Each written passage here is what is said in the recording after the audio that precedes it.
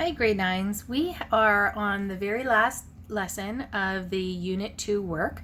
This is a polynomials review. Now this is posted, there's like a note that you guys could print off and complete that is posted on the unit outline. I would very much recommend it. You may want to take a look at that and sort of do it yourself, do as much as you can, like a practice test, and then watch this video and go through your answers. That will give you a better idea of which questions you got right on the first try and which ones you may need some more practice with. So that's one way of using this instead of just watching me do these questions. All of these questions are included in your Unit 2 Day 8 note that is linked in your outline. So you could go through and kind of do all of these problems as a practice test and then watch the video to check your work. So there's a lot of questions all on this one page. We're going to take a look and start going through to solve each one. So we're going to simplify all of these different expressions, and there's going to be a big combination of our exponent rules and our polynomials rules with adding, subtracting, and multiplying polynomials. We're just going to kind of go through and look at the differences between each of the questions, and I'll try and highlight some common errors for each one. So the first one, we're starting pretty easy here, 2x plus 3x. Remember, if we are adding or subtracting, we need like terms. So we need the same variable and the same exponent, and we're going to add or subtract the coefficients and keep the variable and the exponent the same. So here 2x plus 3x is equal to 5x. Not making it an x squared, not adding up x's anyway. We're adding the coefficients, keeping the variable the same. That's why it has to be the same variable and exponent before you add. Slightly different here, we've got multiplying 2x times negative 3x. Remember, when we're multiplying, our rule is that we multiply the coefficients. So 2 times negative 3 is negative 6. And we use our multiplying powers rule that we add the exponents. So both of those x's are x to the exponent 1. If I add them up, I get x squared. X times x we know is x squared. So here we have x squared, x cubed. Remember that if there's no sign in between two things, it means multiplication. We often don't write a times sign when we're working with algebra because it looks too much like our variable x. So we're multiplying here. We would multiply any coefficients, but we don't have any. They're just 1. And then we're going to add the exponents on the same variable. So I've got an x and an x. Adding up those exponents, I get x to the exponent 5. Here we go, x squared to the exponent 3. This is my power of a power rule, so this is where I multiply those exponents. This one and this one are right beside each other on purpose. That's a common spot for people to kind of get mixed up between multiplying bases and power of a power where you multiply the exponents. For E, x squared plus x cubed. What do we need to do if we're adding? Remember what we're looking for addition. We are looking for like terms. Like terms mean that we have the same variable, which we do here, and the same exponent. We don't have the same exponents. So we can't do anything. X squared and x cubed are not like terms.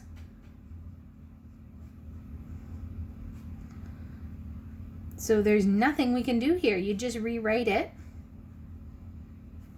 because you can't simplify that at all. What's the common error we might see here? 2x to the exponent 3.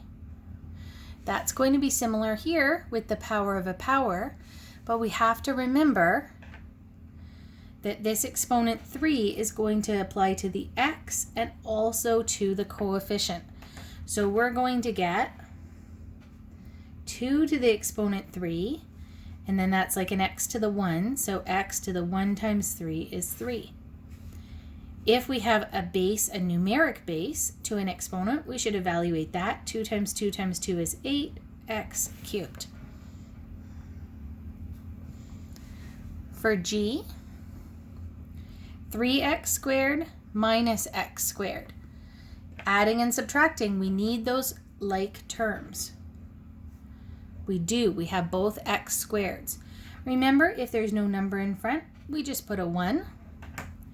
Then we add or subtract the coefficients. So 3 minus 1 is 2.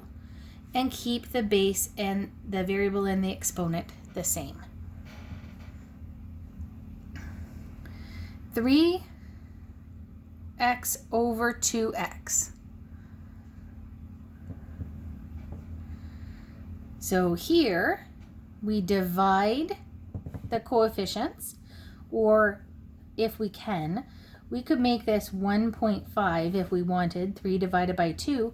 And here we're dividing, so we subtract exponents. But what happens if I do x to the 1 minus 1? X to the 0 is just gone. There's no x's left. You could also look at this. You may have seen reducing top and bottom.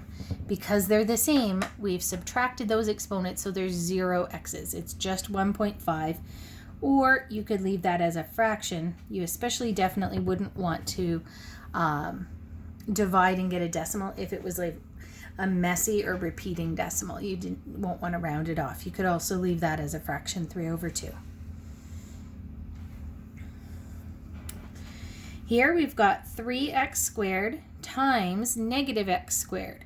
Remember, when we're multiplying, we're going to multiply the coefficients, and I'm going to squeeze in a 1 there. Whenever there's no coefficient, you put a 1. 3 times negative 1 is negative 3. X squared times x squared, we're adding exponents. So that's x to the exponent 4. Again, kind of similar. Those two look pretty similar. I'm going to stick a 1 in when there's no coefficient. But here we're adding. Remember, it's different. You need like terms for adding and subtracting. And then you're not doing any kind of exponent law. You're just going to add or subtract the coefficients.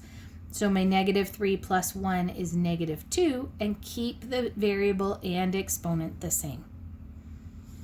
So a bunch of little questions there. We've covered a lot of pretty common misconceptions, and please take a look, and kind of especially things like that are so similar but have different answers. Make sure that you understand the differences between those questions that look kind of similar to each other. So here we've got a big expression to evaluate. We've got a lot of different x's and y's and exponents. We're going to work through using all of our exponent laws and simplify so that we can come up with a much more simple equation or expression to substitute in my x and y value. We don't want to put x equals negative 2 and y equals 3 into this big mess. You want to make it as simple as you can using your rules first. So here, I see this bracket, x to the 6, y to the 4, all to the exponent negative 3. And then I have a kind of similar situation, this bracket squared and this bracket cubed. So that's, to me, right away, I think I need to do power of a power. So these outer exponents are going to apply to everything inside. And the rule here is that we're multiplying the inside exponent times that outside exponent. And remember that we add an exponent 1 on that last y where there's no exponent written. Now this negative 3 might kind of throw you for a loop, and you might think, oh dear, what am I doing? I've got a weird negative exponent. Just go through, use your integer rules. You know what you're doing. We're just going to multiply that negative 3 by the 6 and the 4. So x, multiplying exponents, 6 times negative 3 is negative 18. Oh. And then y, we've got 4 times negative 3 is negative 12. I put a bracket too soon there. I'll have to wipe that out. And then in the next bracket, we've got x to the exponent 5, but the whole thing is squared, so we're multiplying our exponents. It's x to the 10. And then y, y to the 6, and all squared, multiply those exponents, we get y to the 12. And the last set, we have x to the exponent 4 all cubed. So I'm going to multiply exponents and get x to the 12. And then y to the exponent 1 cubed is y to the exponent 3. And on the bottom, I'm going to keep my x squared y. Now, on the top, I've got 3 different things all multiplied together. So the first rule that I used here, just to kind of note my 3 main exponent rules, this is power of a power.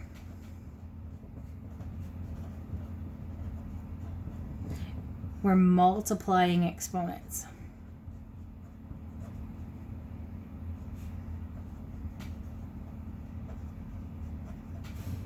The next one, now we're multiplying all of these bases, and what we do there is add the exponents.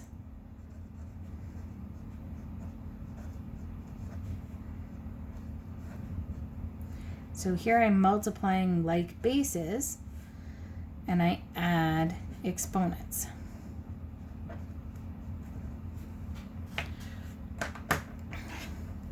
So I have x to the exponent negative 18, x to the exponent 10, x to the exponent 12.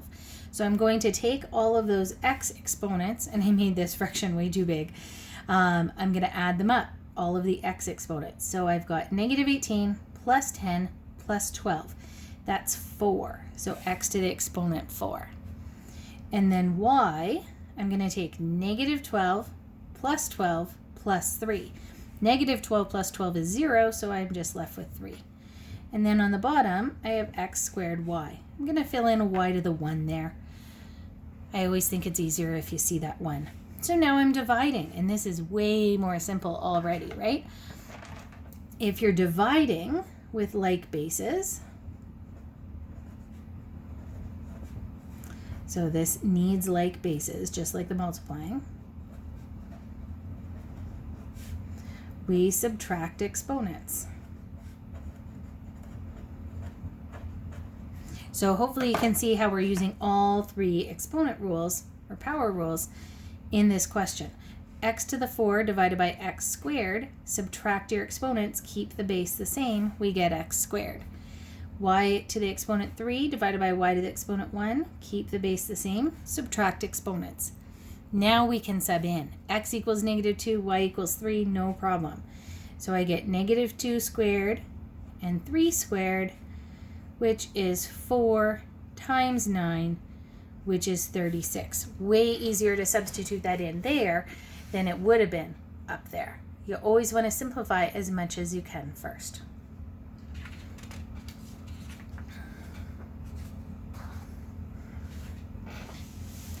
Here's some bigger questions where we're asked to expand and simplify. So this is practice with our multiplying when we're multiplying a monomial times a polynomial. So here I have the monomial 5x, and I'm going to multiply it into the polynomial 2x minus 3.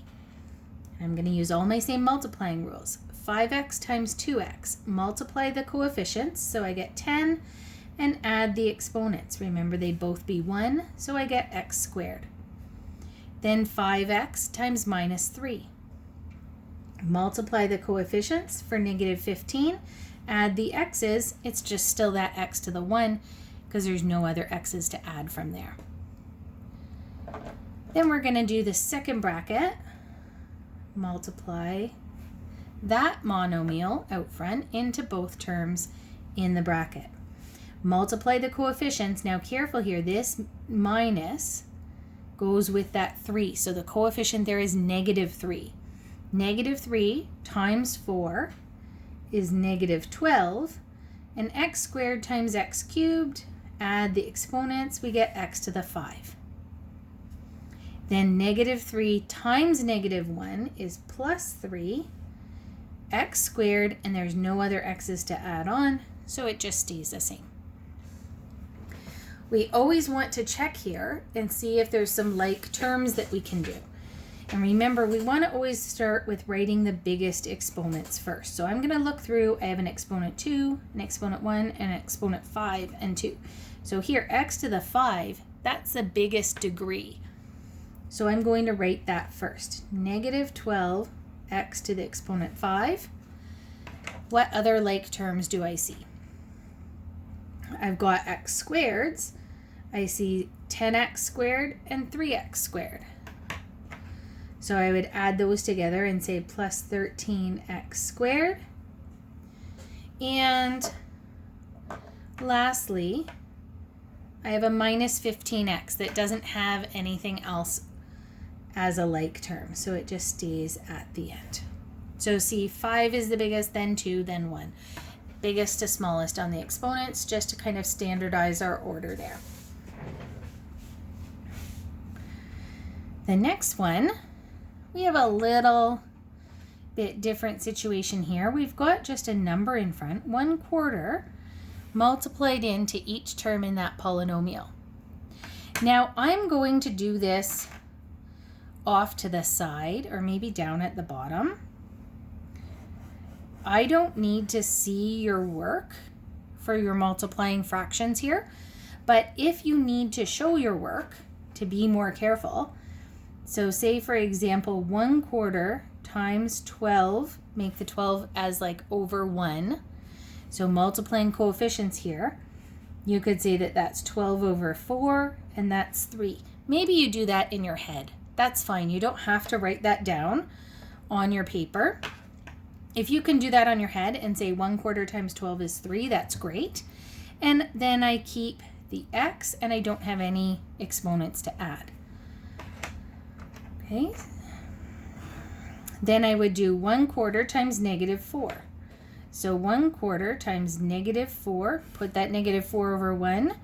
That's negative 4 over 4 or negative 1. Again, if you can do that in one step in your head, that's absolutely great. So I just have negative 1 there. Then I'm going to do the next one. Here I'm going to be multiplying 2/3 times 9x and 2/3 times 18. So 2/3 times 9. I'm going to put the 9 over 1. Multiply the numerators together, I get 18, and denominators I get 3, and then reducing that I get 6. So 2/3 times 9 is 6, so I'll put plus 6, and there's an x there. Sometimes, especially with when you've got algebra and variables happening too, it can be hard to also put the amount of attention you need to dealing with the fractions. So sometimes that's why it might be a good idea to write some rough work off to the side or on a different piece of paper. And then the last one, 2/3 times 18. Put the 18 over 1. 2 times 18 is 36 over 3. And then that reduces to 12. So 2/3 of 18 is 12. And I don't have any x's there, so plus 12. Now this is a lot simpler. It did end up working out pretty well. We might have ended up with some fractions here, and that could absolutely happen. We'll see more of that in Unit 3. But all of these were pretty nice. Even though we had fractions, they reduced nicely in the end. So then I'm going to take a look for like terms. I see a 3x there and a plus 6x. So adding those, I would get 9x. And then I have minus 1 and plus 12. So negative 1 plus 12 is plus 11. So that's all the way simplified as much as I can do for that question. One more example for day 8. This has a diagram here, and we have a picture frame in the proportions that are shown here. So we've got a diagram. We've got a length and width for the outside of the frame. Oh, and I think I noticed a little typo in here, so I will fix that up in your notes. There's a length and width given on the outside of the frame, and then a length and width of the inside of the frame. So we have a few different questions here. The first one says, determine a simplified expression for the outside perimeter. So we're not going to deal with any of this inside stuff at all at first. We just want to know what's the outside perimeter. So 10x there, 10x plus 4 here. So what would the total outside perimeter be? We know that perimeter of a rectangle, so this is for part A, perimeter of a rectangle is 2L plus 2W. You've probably seen that equation in elementary school. So we're going to say that that's 2 times my length, which is 10x plus 4, plus 2 times my width, which is 10x.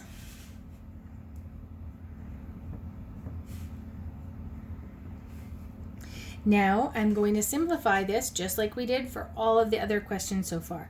I'm going to multiply in that monomial 2 into each term in the polynomial. So 2 times 10x is 20x, 2 times 4 is 8, and then the last one, 2 times 10x, just two monomials, is plus 20x. So the perimeter here, looking for like terms, we've got 20x and 20x, so we get 40x plus 8. So that's a simplified expression for the perimeter, the outer perimeter of a picture frame. For B, it says determine the outside perimeter if x equals 7. So there I'm just going to use a 7 in my x value. So 40 times 7 plus 8. So that's 280 plus 8. So 288. And I would make sure to write a therefore statement. Therefore, the perimeter is 288 centimeters. Remember, perimeter is measured just in centimeters, not centimeters squared or cubed. Part C is a little bit trickier. We're looking at this same frame, and it says, determine an expression for the area of the frame. So I'm just going to kind of use a bit of space up here. This comes up a fair bit, and I think it's easiest to see if we kind of do a little picture. If we want that outside area, sometimes people are inclined to try and break this up and say, oh, I could cut a square there and a big rectangle there. It's actually easier to figure out this area with a subtraction. So that outside frame area, and this is going to be kind of a silly equation, is going to be the whole big area, so the area of the whole thing, minus the inside area. Does that make sense? I hope so. If you wanted to figure out the area of a frame shape, imagine just with like a piece of paper that you were cutting with scissors. That might be easier to picture. You could find the area of the whole piece of paper and subtract the area of what you cut out, and that gives you the area of the border. That's what we're going to do here. We want to find an equation or an expression for the whole area, and we're going to subtract an expression for the area of the border. So let's find an expression for the whole big area, the whole area of this big outside rectangle. We know that area is length times width, right? So the outside is this length times this width. So the outside area of the whole big shape is going to be 10x times 10x plus 4. And then we want to subtract this inside area. So I'm going to say minus this inside area, length times width. minus, this is 12 centimeters across. And then here, the width, 10x squared plus 4x minus 5. Actually, sorry guys, I thought that that would be a 10x squared, but maybe it's not. I'm just going to go back to the original thing. Just 10x plus 4 minus 5. I thought it might have been a typo because there was an extra term there. Now we're going to simplify and distribute the monomials in front into the polynomials in the brackets. Okay, so here we have 10x times 10x. So that's 100, and then we have to add exponents. So multiply coefficients, add exponents to get x squared. 10x times 4, multiply coefficients, so we get 40. Add exponents, just x or x to the 1. Here we've got minus 12 times 10x, so that's minus 120x, and minus 12 times 4, minus 48, and minus 12, careful here, negative 12 times negative 5 is plus 60. Now we're going to have to look for like terms. So I'm going to see an x squared, then I spot two terms with just x in them, and then I see two terms with just numbers. So let's simplify that out. So 100x squared doesn't have any other like terms. 40x minus 120x is negative 80x. And then negative 48 and plus 60 is plus 12. So that's the answer for C.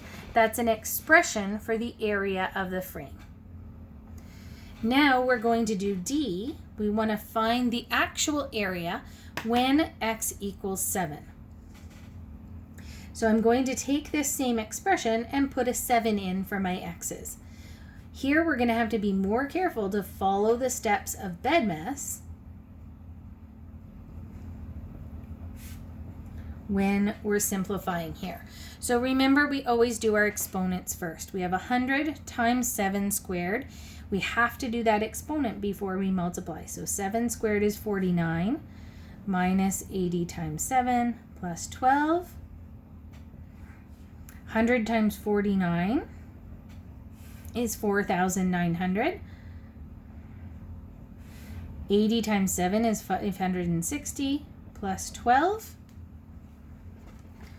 And then we add and subtract those. So 4,900 minus 560 plus 12, we get an area, and this number seems big, but it's centimeters cubed. So 4,352, and we're measuring in centimeters, pardon me, not cubed, squared.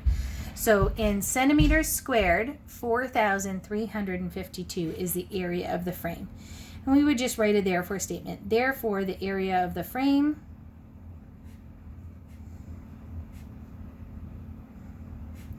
is 4,352 centimeters squared. And that is the end of Unit 2. I hope that you guys have understood most of this. Any of these questions that you had trouble with, please make sure that that's what you're focusing on with your studying and your work on the Day 8 homework. And be sure to ask your teacher if you need more clarification or some more practice on any of these types of questions. I will be back doing the videos for Unit 3, so I will see you soon.